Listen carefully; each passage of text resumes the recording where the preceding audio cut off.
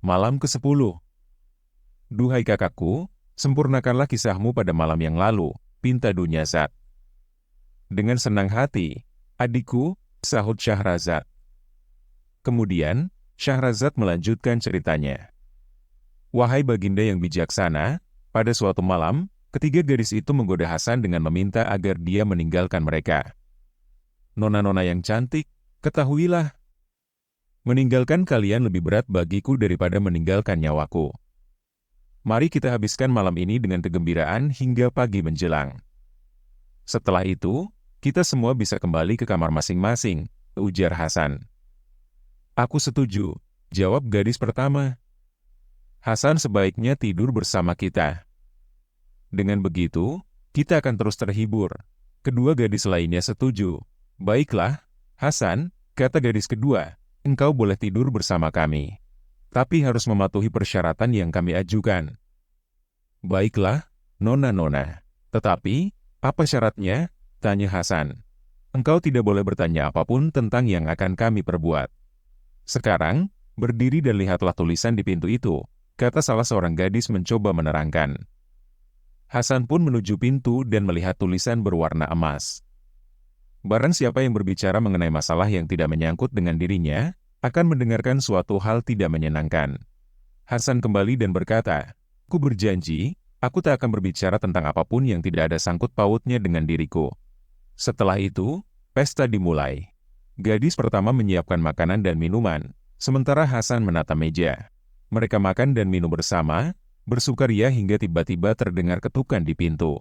Gadis kedua bangkit dan mengintip dari jendela. Wajahnya berseri-seri saat kembali. Sempurnalah malam ini, katanya, karena ada 3 tamu lagi yang datang.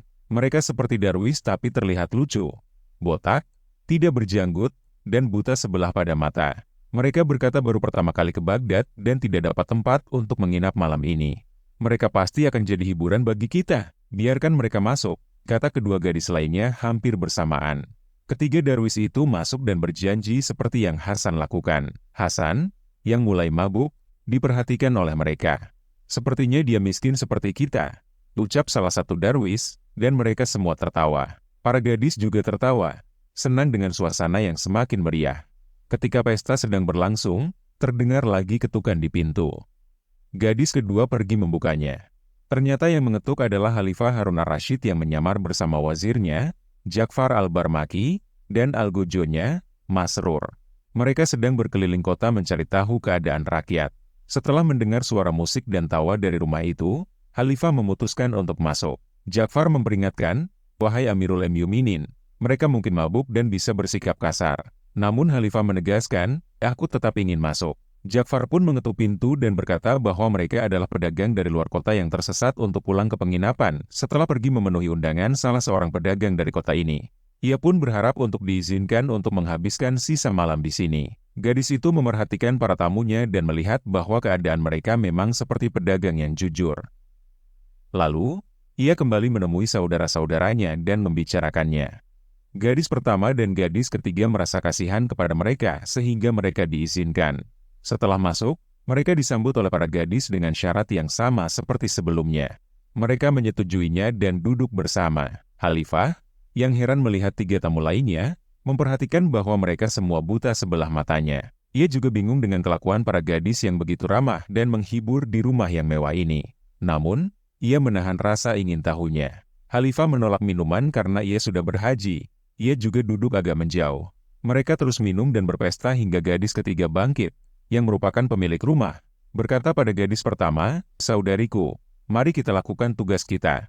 Baiklah, sahut gadis pertama. Gadis kedua atau si penjaga pintu segera membersihkan ruangan dan menyuruh para tamunya untuk duduk di atas sebuah sofa. Dan juga berteriak pada Hasan agar ikut membantu.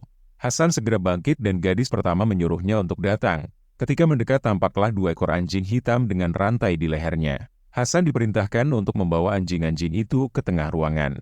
Gadis ketiga, pemilik rumah lalu mulai mencambuk anjing-anjing itu satu persatu hingga mereka merintih kesakitan. Setelah puas, ia memeluk dan menangis bersama anjing-anjing tersebut, lalu mencium kepala mereka. Khalifah merasa tidak nyaman melihat hal itu, tetap Ja'far memberi isyarat untuk tetap diam. Ketika si gadis pemilik rumah selesai mencambuk anjing tersebut, Ia berkata kepada gadis kedua yaitu penjaga pintu, "Dilaksanakanlah keinginanmu." "Baiklah," sahut gadis penjaga pintu. Gadis ketiga itu segera duduk di atas dipan dengan gadis kedua duduk di dekatnya sedangkan gadis pertama mengambil lute atau gitar Arab lalu memainkannya sambil melantunkan lagu dan syair yang menyedihkan. Setelah mendengar syair itu, gadis ketiga menarik kerah gaunnya dan merobeknya hingga menelanjangi seluruh tubuhnya, kemudian jatuh pingsan. Ketika tubuhnya terlihat, Khalifah melihat bekas cambukan di bagian punggungnya. Khalifah lantas merasa sangat heran. Lalu, bangkitlah gadis yang kedua dan memercikan air ke atas kepalanya. Lantas, ia mengganti pakaian itu. Khalifah semakin penasaran setelah melihat hal itu tetapi Ja'far masih bisa menahan. Kemudian, gadis pertama bangkit dan menyandarkan lute ke dadanya. Ia memberi isyarat dengan ujung jarinya, lalu bersyair.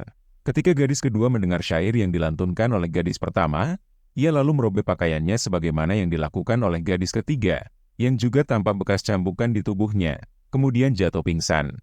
Gadis pertama bangkit dan memakaikan pakaian baru kepadanya setelah terlebih dahulu memercikan air ke wajahnya. Kemudian, gadis kedua bangkit dan meminta agar dinyanyikan syair yang lain. Yang ketika syair itu selesai, gadis itu kembali menjerit dan merobek pakaiannya, lalu jatuh pingsan. Andai saja kami tidak pernah memasuki rumah ini dan lebih suka melewatkan malam di atas tumpukan sampah di luar kota, sebab malam kita ternoda oleh pemandangan yang begitu mengganggu perasaan, kata darwis itu. Sang Khalifah menoleh kepada mereka. "Bukankah kalian adalah termasuk penghuni rumah ini?" "Tidak, kami justru mengira bahwa si pelayan itulah yang termasuk penghuni rumah ini." "Demi Allah, sumpah si pelayan yang tak lain adalah Hasan. Ku baru tinggal di tempat ini malam ini saja. Andai saja aku tidur di emperan kota, maka aku tidak akan ada di tempat ini. Ditambah dengan kawanku, Ja'far dan Masrur, jumlah kita 7 orang, sedangkan mereka hanya bertiga. Marilah, kita minta penjelasan kepada mereka. Jika mereka tidak mau menjawab dengan sukarela, kita akan memaksa mereka," kata Khalifah. Semua setuju untuk melaksanakan tugas dan rencana itu, kecuali Ja'far karena saat ini kita menjadi tamu dan telah menyetujui janji yang diberikan 3 gadis itu. Selain itu, pagi sudah menjelang dan Khalifah bisa memanggil mereka di istana. Tetapi Khalifah menolak maka diputuskan Hasanlah yang akan bertanya. "Tuan-tuan, apa yang terjadi?" tanya gadis pemilik rumah ketika ia sudah tidak mampu menahan diri mendengarkan adanya keributan. Hasan mendekati gadis pemilik rumah. "Nona," jar Hasan, tuan-tuan ini mengungkapkan keinginan mereka agar Nona menceritakan tentang 2 ekor anjing itu, mengapa Anda menghukumnya, kemudian meratapi serta menciuminya? Mereka ingin mengetahui, kenapa di tubuh Nona ada bekas luka cambukan? Demikianlah pertanyaan mereka.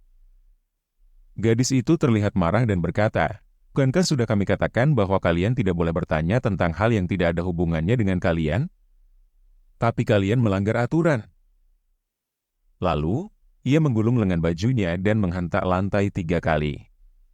"Keluarlah kalian," teriak gadis pemilik rumah. Pintu terbuka dan keluarlah 7 orang budak berkulit hitam dengan pedang terhunus di tangan. Lalu para budak itu diperintah untuk mengikat mereka semua. "Nona, izinkanlah kami menebas batang leher mereka," kata salah seorang budak meminta izin. "Tunggu dulu. Aku ingin mengetahui segalanya tentang mereka sebelum mereka menemui ajal," kata gadis pemilik rumah. "Demi Allah, wahai Nona, janganlah engkau membunuhku karena kesalahan orang lain." Hasan mengibah. "Sebab, semua orang ini bersalah, kecuali aku. Demi Allah, malam kita tentu sangat indah dan menyenangkan jika kita tidak bertemu dengan orang-orang miskin ini. Menurutku, jika mereka datang ke suatu kota yang ramai, pasti mereka menghancurkannya." Kemudian, Hasan bersyair. Alangkah indahnya ampunan yang diberikan oleh penguasa, terutama bagi orang yang tidak punya pembela. Demi keagungan cinta yang ada di antara kita, janganlah engkau membunuhku sebagai orang pertama, hanya karena kesalahan orang terakhir, yakni mereka. Ketika Hasan selesai bersyair, gadis itu tertawa. Syahrazad menghentikan ceritanya, karena pagi telah tiba.